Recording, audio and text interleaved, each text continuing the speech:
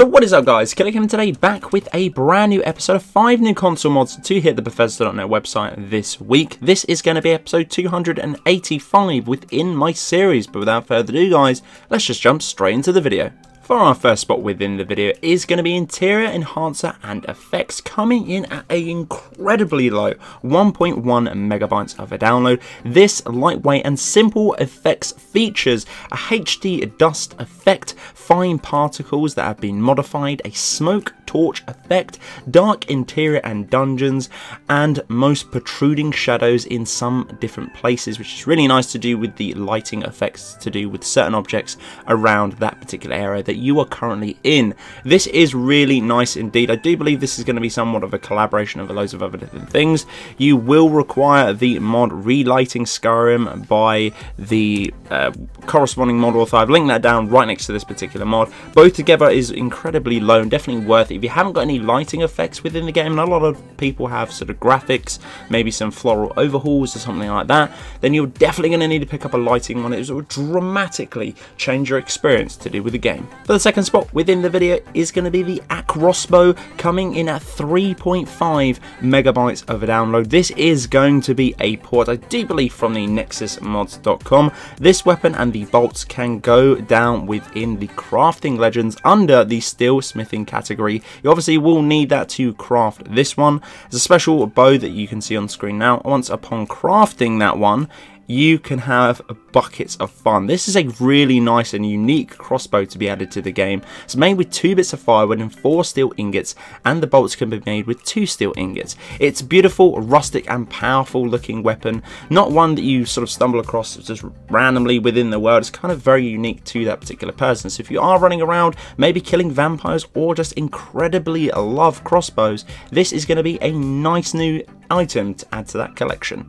Now for the third spot in this video, I did actually call out the mod author for this one. Hopefully they did see my video, but if they didn't, it was nice to see that they did make this mod. Now we have covered the slight variation of this particular mod. This mod on screen now is going to be called the Stormcloak Backup. We did ages ago cover the Imperial Backup, which I'm not a massive fan of, and I was hoping that this mod author would make a Stormcloak Backup. They have indeed. This one is coming in at 2.8 kilobytes of a download, adds a bunch of rebels Stormcloaked as backup. They will be immediately with you as soon as you start the game. They're currently set at level 10 and can level up with the player all the way to level 200. All the perks are going to be mixed. There's going to be 2 warriors and a mage with this one, so you can pretty much sort of have a collection of, you know, a variant of a different thing, maybe a little individual party as you would have through most MMOs or even RPGs scattered around for that faction. But yeah, very nice indeed. Was hoping that they did make sort of a slightly different variation of that particular mod, and they have. So you can pretty much pick and choose your own side now. They cannot be killed unless you kill them. So obviously going around within combat, they will not die. Obviously stagger effects and so on and so forth will happen within the game. You obviously, I do believe, can change the items. I suggest wouldn't, just because it ruins the aesthetic point of view. But if you are a fan of the Stormcloaks, this is going to be a great collection of followers to have. And for the penultimate spot within this video is going to be Aretino Residence Player Home, coming in at 257.1 kilobytes of a download. This one turns it into a beautiful player's home located within Windhelm. Spoilers, there is a quest to link with this one, so do be careful if you are going to venture into this one. But if you've pretty much settled and done the whole base game, go in there freely and enjoy. Now there is a massive description and synopsis of this particular player home. If you want to go and check that out, as always, I do encourage you to read up before you download certain other different mods. This is once again going to be another port from the nexusmods.com. Overall, as you can tell on screen now, the aesthetic point of view and the way that it fits in with this iconic city is very nice indeed. I personally did like this one.